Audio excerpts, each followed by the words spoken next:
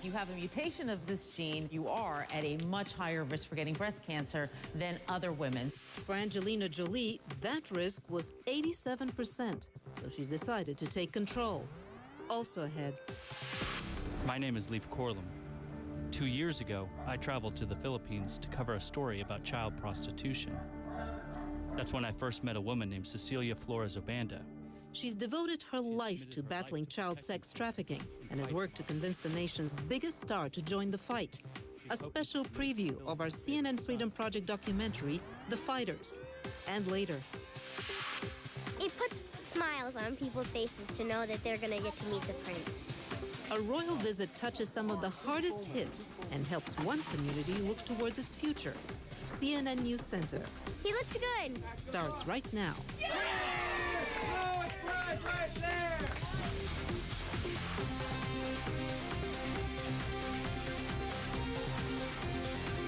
Hello, everybody. I'm Vassilevar. In a scene reminiscent of the Cold War, a U.S. diplomat has been expelled from Russia amid accusations of being a CIA spy. And Moscow has offered some low-tech evidence as proof. The man is identified as Ryan Fogel and is accused of trying to recruit a Russian intelligence agent to work for the United States. He was detained by Russian security agents last night who claimed they found him with wads of cash, a disguise kit, and other incriminating items. He has since been released, but the incident is another stumble in U.S.-Russian relations. We've been listening to Dr. David Rosser with the Queen Elizabeth Hospital, who updated the media about the 14-year-old Pakistani girl who was shot in the head for speaking up for education rights in her country by the Taliban. She is expected to arrive at this hospital in Birmingham, England, at any moment now. They have still not assessed her. We did not get an assessment of her condition.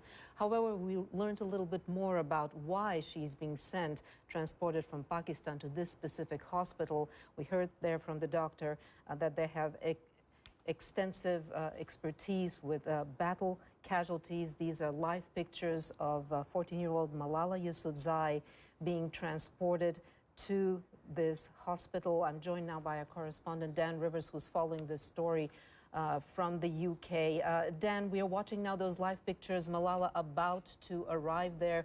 We learned a little bit more about the extensive expertise that this hospital has, and they say they're going to treat her injuries as a battle injury.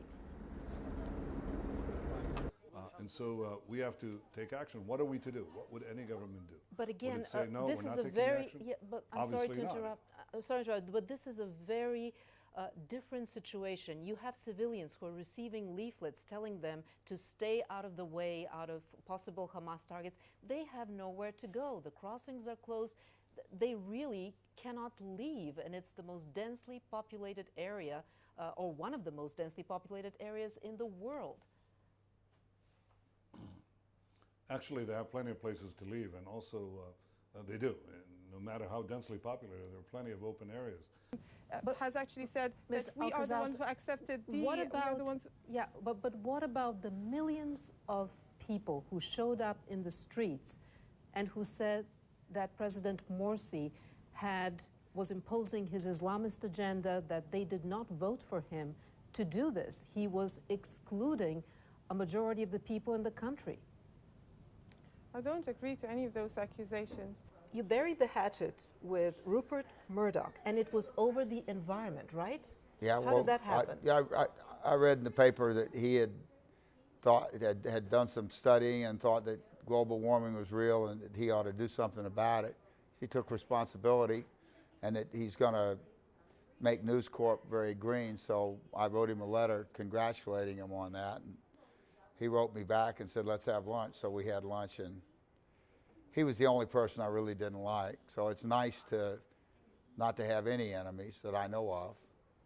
So now you like everybody? Pretty much. And we haven't heard you put your foot in your mouth. Lately. No, lately, it's been a long time. So I've learned my lesson. So you've mellowed out? I've mellowed out, and I've gotten smarter, or wiser. Irrespective of its eventual decision. Let's find out what the mood is in Moscow now. Relitsa Vassilevar is joining us from there. Relitsa? Well, Wolf, the State of the Union address was not front-page news in the newspapers. The Russian TV stations played excerpts of Bush's statements on Iraq, on policy with Iraq. One of them concluding that even though the president did not declare war on Iraq, this appeared to be the last warning before military action is taken. Also, we've been continuing to get official reaction from the Russian government just in the past hour. The Russian Foreign Minister Igor Ivanov appealing for inspections to be given a chance, to be given more time. He says that the fact that the United States has more evidence and intelligence that it's going to share with the UN Security Council proves the point that more inspections are needed. He appealed for that information to also be shared with the inspectors on the ground besides the UN Security Council. What do you have now, Relitsa? Well, Don, it's been very difficult with this international media blackout today, in particular, to gather information, but we have been able to get a video showing a protest that occurred in downtown Tehran. We see hundreds of people who defied thousands of uniformed police and paramilitaries defying the orders of the Iranian leadership as they take to the streets day after day, despite the violent and deadly crackdown that we saw on Saturday. But perhaps, Don, the most disturbing video that we have seen today, and we can't exactly verify when it happened, was of a man dying in the streets of Isfahan. Isfahan is the third largest city in Iran. It's south of Tehran, a historic city. There you see it, south of Tehran. That is where we've been hearing of demonstrations taking place, of deaths taking place, protesters being killed. And this is one person who died there on the streets. You hear people desperately trying to revive him, shouting, "God, God," one of them saying, "Make him breathe." Unfortunately, despite their frantic, desperate efforts, they weren't able to make him breathe. Truly disturbing. The noise and dust from sawing fills the air in this Palestinian man's furniture factory. But keeping production alive has been tough for Jamal Ajour since January, when a wave of deadly terror attacks hit the Erez industrial zone, where Ajour built his factory 12 years ago. Erez is a heavily protected area administered by Israel inside Gaza's northern border with Israel, a place where people like Ajour, a Palestinian, and Hai Weitz, an Israeli, could both own businesses, a rare experiment in commercial coexistence that has worked for 24 years. We have achieved here something very rare, like personal relationship, very good personal relationships with the Palestinians. Both men's factories are now on life support. When Erez finally shuts down, the gates will close on a small island where Israelis and Palestinians succeeded in proving that they can work together for their mutual benefit. Relitsa Vassilevar, CNN, Erez Industrial Park.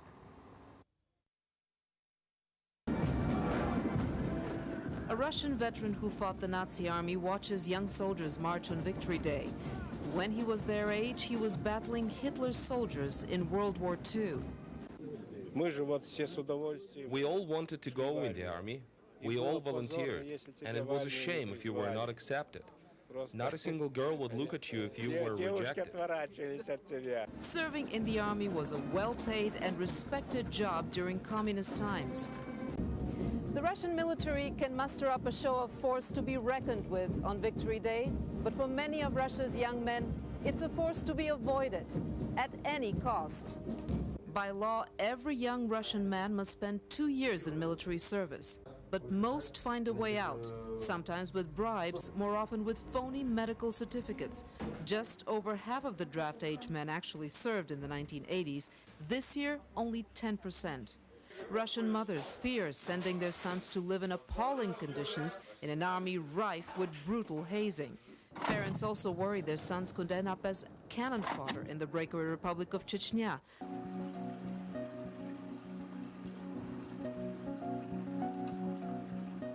What if this aquarium was your world? A world you longed to dive into, but could only observe through a glass wall. A disability can be just like that glass wall, restricting access to your environment. Canada's largest children's rehab center in Toronto tries to help kids with disabilities get around that wall. CK. Yeah, you got it.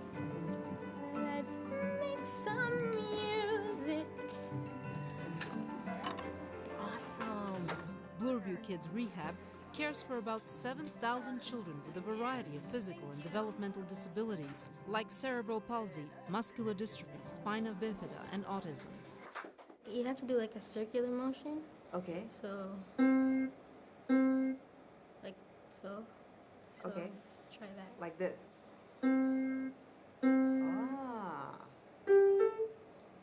It happens sometimes. Kajan discovered mastering the virtual music instrument, or VMI as he calls it, helps him achieve other goals. I'm Ralica Vassilevar from the Bulgarian TV, reporting specially for the CNN World Report. I was born in Bulgaria and I lived most of my youth under communism. The communist system was sold to the people as a society in which everybody would be equal. There was free education, free medical care, a guaranteed job. No matter whether you worked hard or not, you were paid the same, your job was secure. So it was a system that basically granted some kind of mediocre life, stability to everybody.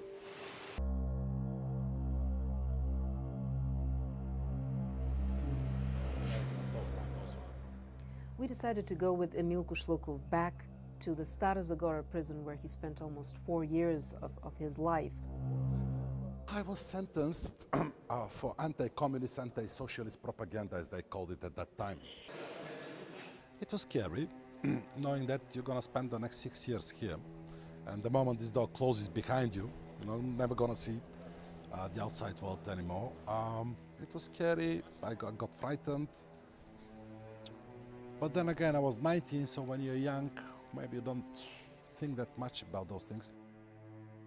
In a funny way, in a funny sense, we get much more freedom here than outside. We could easily talk about the Soviet Union and criticize it because we were sentenced. What else could they do to us? Shoot us? So what is this now? Where are you taking us? To the wing, I stayed here for 4 years. And this was my cell. It was a different number at that time, as far as I remember. Yeah. But this was the cell. It's fun. Of course, it's much better looking now. We were not allowed to have radios. This is activist. This is absurd. We were not allowed to have these things. And electrical appliances, it was totally banned. They could put you in a punishment cell, in a solitary cell for that. In 1985, Mikhail Gorbachev came to power in the Soviet Union. He had decided that he was going to save communism by reforming it.